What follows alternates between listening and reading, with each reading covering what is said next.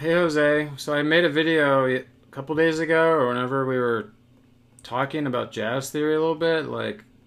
I forgot to turn the microphone on, so I was a little bit irritated. Cause it was a pretty long one, but anyways, I'll go through it again. And I found out when I was going through it that I started really not knowing if what I was talking about was too advanced or not. So I'm just gonna go through the first page here, and then if that makes sense, I'll go on to the next page. But there's a lot in just this first page if you really understand it. So I'll put the link to this in the description for anyone else who wants to follow along to this. So this is a jazz progression website. It talks about jazz theory.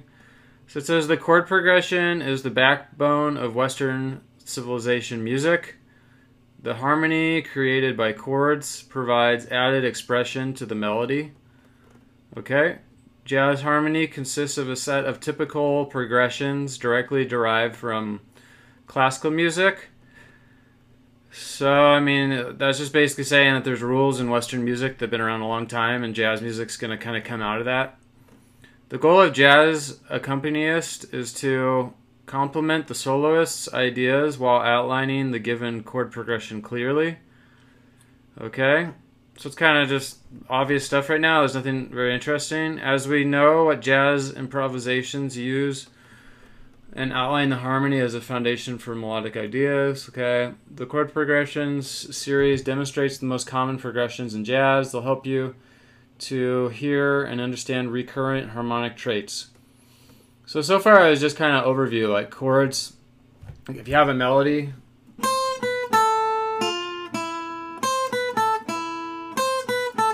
you could add chords to that.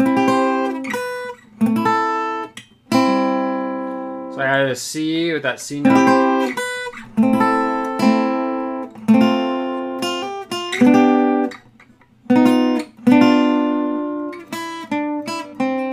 So if you're playing something, you can add chords over it. Like if you had pentatonic.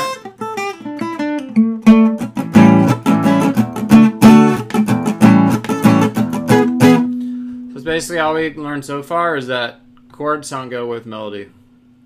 But here's where it starts to get technical and interesting. So the diatonic cycle starting on the 4 chord. So let me read a little more. Every story begins somewhere, and this one begins, you guessed it, with the almighty major scale. The major scale is made of 7 notes from which we can harmonize 7 corresponding chords. We qualify them as diatonic because they belong to the same tonality or key. So that's a really important term, diatonic. What that means is you're within one key. So non-diatonic means you're adding in stuff that's from outside of the key. So here's a C major scale. C, D, E, F, G, A, B, C, or Do, Re, Mi, Fa, Sol, La, Ti, Do, starting on C. So all those notes are diatonic to C major. They're part of C major. It's kind of a weird term. It sounds fancy. It's like a Greek term. So, I mean, it sounds weird, like diatonic, instead of saying within a major scale. So let's say I was playing up that major scale, and instead I went. This note that I changed would be non-diatonic to C. So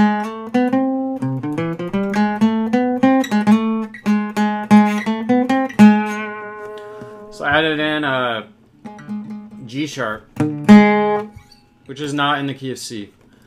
So it's an important concept. Like there's 7 notes in a major scale, and if you aren't in that major scale, then it's not diatonic.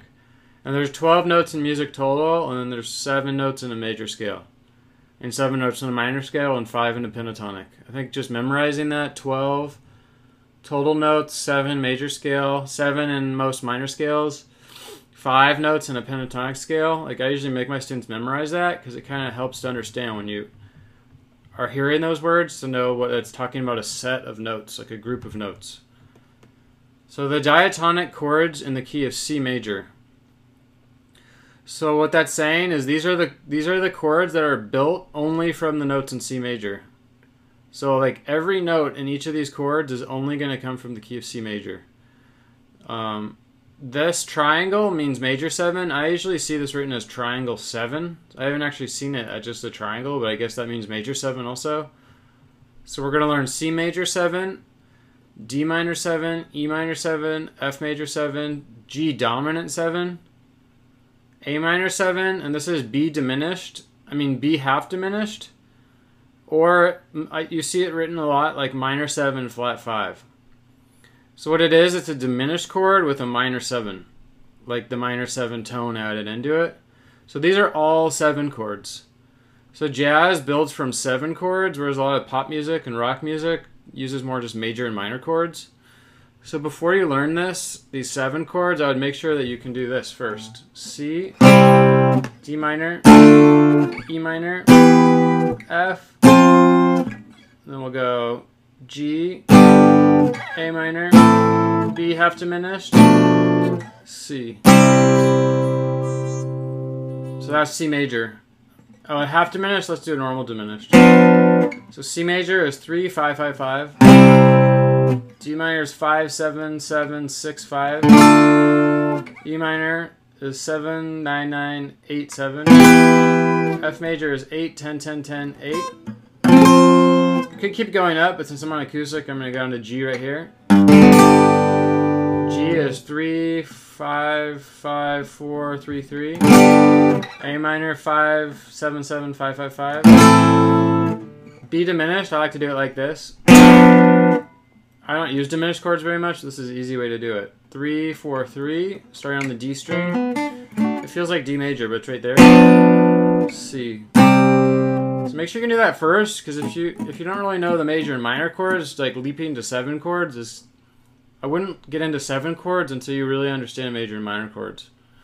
I mean, you could, but then it's going to kind of be confusing. Like, I would just spend enough time to make sure you can do this first. C, D minor, E minor, F, G major, A minor, B diminished, C. Or you could learn it like wherever. You could learn it with open chords. And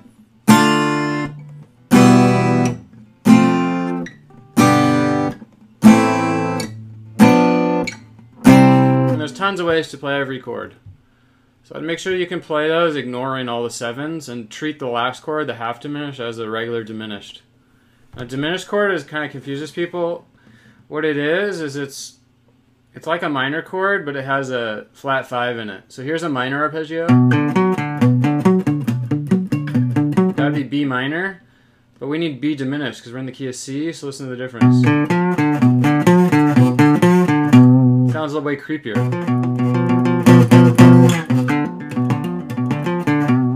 So if you want to try that, I just did 7, 5, 9.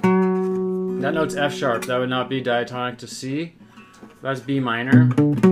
7, 5, 9. Or if you want to get the diminished arpeggio, you do 7, 5, 8. 7, 5, 8. That's B diminished. This was an inversion. It had F in the bass. It's just because it's the easiest way to play diminished. Otherwise, you have to go like this. It actually sounds really creepy when you do it like that.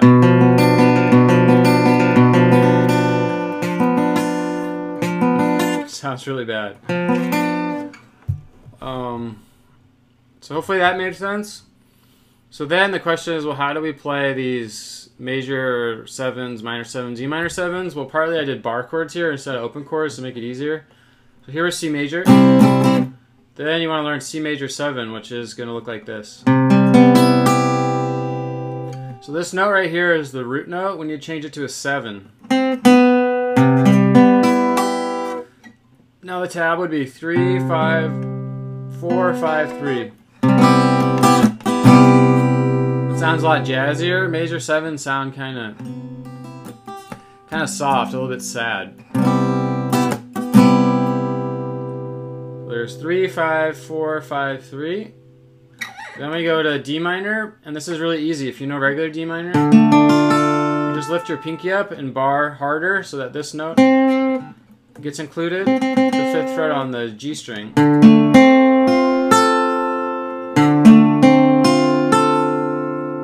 Minor 7s sound a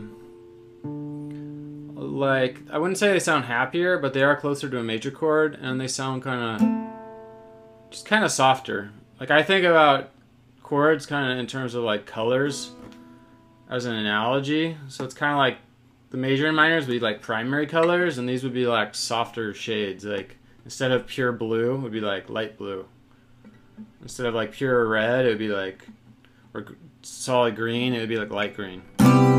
It's just an analogy because colors aren't really music, but there's D minor 7, and then you slide it over E minor 7, 7, 9, 7, 8, 7. And then F major 7 is going to be the same shape we used for C major 7 right here, which is 8, 10, 9, 10, 8.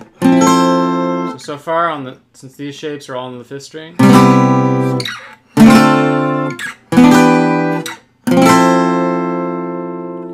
and then we'll go to G dominant 7. So here's G major. 3, 5, 5, 4, 3, 3. This note's G down here. Just lift your pinky up, and then you have G dominant 7. So G dominant 7 is a lot different. Dominant 7s sound way different than major 7s.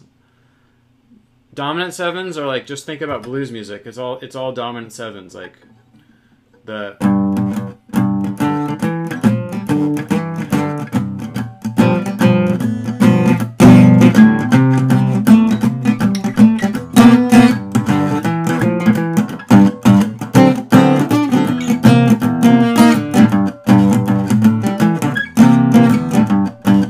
So see, all that stuff I was doing was based on dominant 7.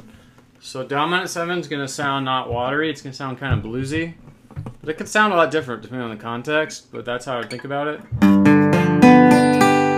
there's G dominant 7, A minor 7, you would start with A minor, 5, 7, 7, 5, 5, 5, but lift your pinky up and push really hard. So we have this extra note right there. So it should be 5, 7, 5, 5, 5, 5. And B half diminished is a useful chord. I do like this. Most of my students think it sounds horrible, but what I like to get them to do is 2, skip a string, 2. So we got that. Then you're gonna put your ring finger on 3 on the D string, and put your pinky on 3 on the B string. So it's 2, 3, 2, 3. This is a useful shape to know. And it does show up a lot in jazz. Like, I have only done like maybe a year's worth of jazz lessons total, but this shape does show up a lot. So it's worth knowing. And we're back to C major 7. So we got.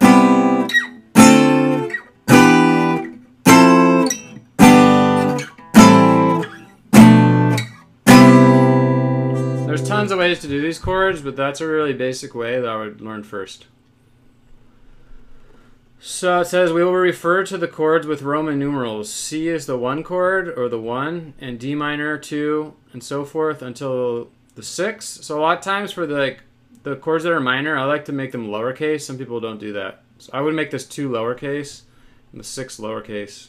I mean the 7 lowercase because it's easier to spot if it's functioning as a major or minor chord. Playing these chords in a cycle of ascending diatonic fourths or descending fifths, we get the diatonic cycle as follows. So what this is doing is we're moving down by fifths. Like each chord is moving down by fifths, except from F to B is actually moving down by not a fifth interval. I guess they would still consider it a fifth, but it's not going to sound like a fifth. But everything else is moving down by fifths. I wouldn't think about this as ascending fourths because we're actually going down by fifths, but if you switch the direction of it, it would be down by fourths. So, so let me think how to explain this. Yeah, you could think about it as fourths.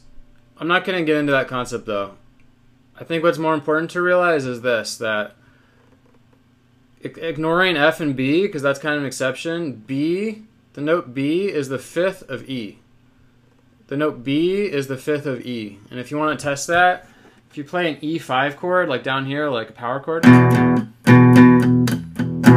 So 0 and 2, just the basic power chord. This note is E. This B note is the 5th. That's why we call it like an E5 chord. Because the note B is the 5th of E. So B is the 5th, B is the 5th of E. And then if we do an A5 chord, E is the 5th of A. So here's an A5 chord. This note is A, E is the 5th of A. And then A is the 5th of D. If you play a D5 chord, 5, 7 right here on A and D string. This note's D, A is the 5th of D.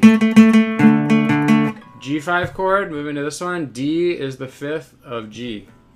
So G5, here's G, the 5th of G. In a G5 chord, that's why it's called G5, because it has the 5th in it. The 5th is D. So D is the 5 of G. You keep going, G is the 5 of C. There's a C5 chord. G is the 5 of C. This note's C, this is G. G is the 5th of C. So 5th has to be of something. And then at the end, F, we can go back to the beginning. F is the 5 of C. So if you play a C5 chord, if you play an F5 chord, C is the 5 of F. So it actually loops back to the beginning. So it's worth taking a second and trying to say this to yourself. E, the note E. The note E is the 5 of A. The note A is the 5 of D. The note D is the 5 of G. The note G is the 5 of C. And the note C is the 5 of F. Now this one, I wouldn't consider, I ignored this. F, I wouldn't consider it the 5 of B. I would consider F the flat 5 of B. But in order to cycle through, I guess we still want to imagine that as a 5th, because it is the 5th, it's just the flat 5th. Because if you play like a B diminished chord, F is the 5 of B, but notice it's a flat 5. Sounds way different than a power chord. But it's still the 5th above B. So F is the flat 5 of B, that's what I would say. And then you should be able to play this. So we got F major 7. This is a little bit trickier. Here, you got to use a different B diminished. So I would use this. Because I want you to be able to hear the sound like.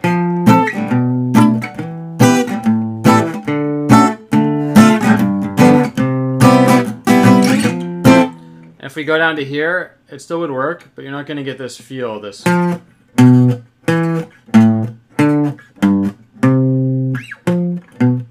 that's the feel you want to get. So learn this diminished chord. This other way to do the half diminished. You do middle finger on 7, ring finger on 7 on the D string, pinky on 7 on the G string, and first finger on 6 on the B string. This actually sounds really nice. I like this. It has a higher note than this voicing. This one comes up a lot. When I took some jazz lessons recently, this chord was coming up a lot.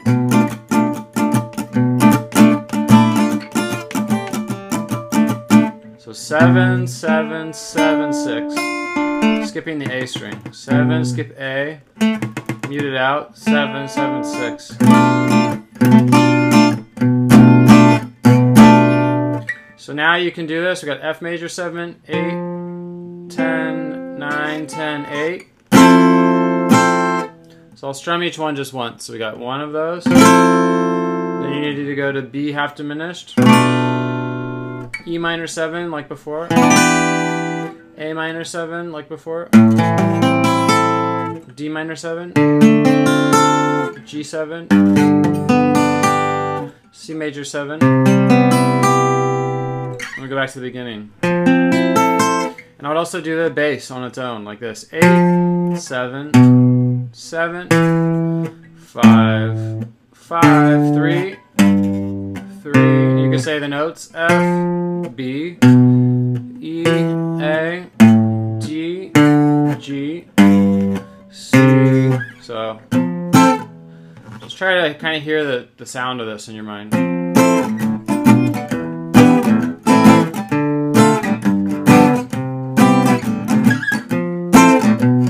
Oops.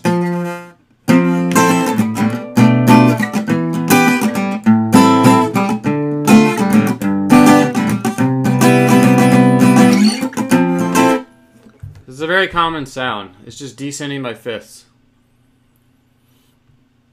Actually, it is ascending by fourths, but the chord we're going to, this is the way I think about it.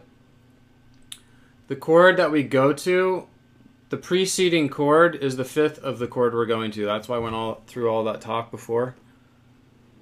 So it's fifths actually going this direction, because the fifth of C is G, the fifth of G is D. So that's why he said, he or she said that it's ascending by fourths, but I don't think it's worth thinking about that right now. Or this direction is by fifths, because most of the concept you want to know is about fifths and how those function. So then they wrote it in terms of Roman numerals, because F was the 4 chord. So we got 4, 7, 3. This is the 6 chord, 2, the 2 chord, 5 chord, 1 chord. And then he put 1 chord in parentheses because later he's going to modify this. And those numbers, remember, are coming from here. 1 chord, 2, 3, 4, 5, 6, 7, because you build chords up to C major scale. C, D, E, F, G, A, B, and the numbers in order, going up the major scale. 1, 2, 3, 4, 5, 6, 7. 1, 2, 3, 4, 5, 6, 7. So that's what he's getting at.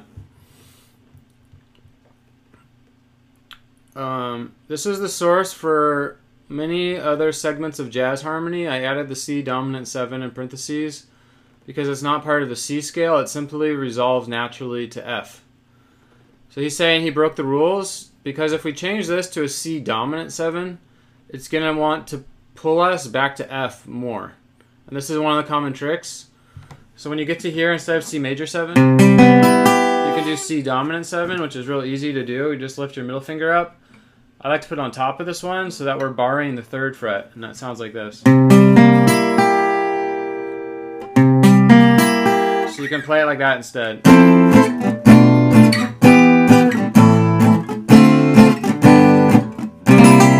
There's a dominant 7.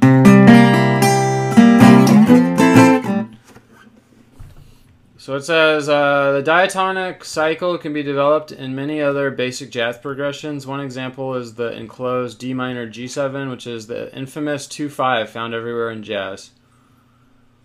So he's basically saying that the 2-5 is one of the most common patterns. And notice it's part of this sequence. See the 2-5?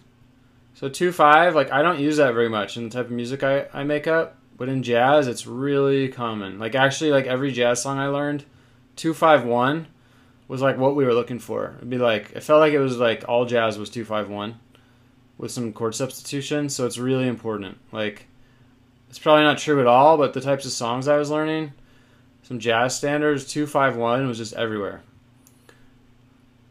So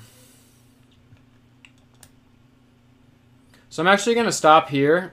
Even, because I'm getting kind of tired of talking and I don't know how hard this is.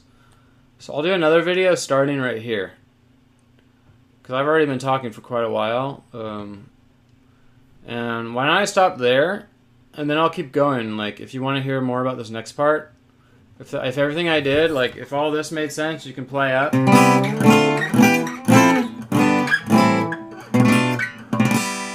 And then you can do this.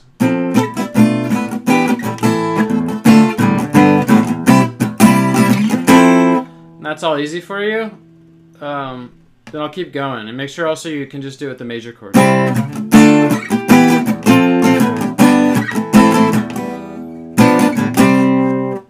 Alright, because this, I'm just not sure if this is hard or easy or what. Because I remember when I was learning this stuff, like I thought I got it. But it's different to kind of think you understand and then be able to play it. So you really got to like take time just to make sure you can actually play like what I just showed before jumping ahead, because otherwise it kind of, your brain will start to just have too much stuff in it and not be able to sort it out. So anyways, hope that was helpful. Okay.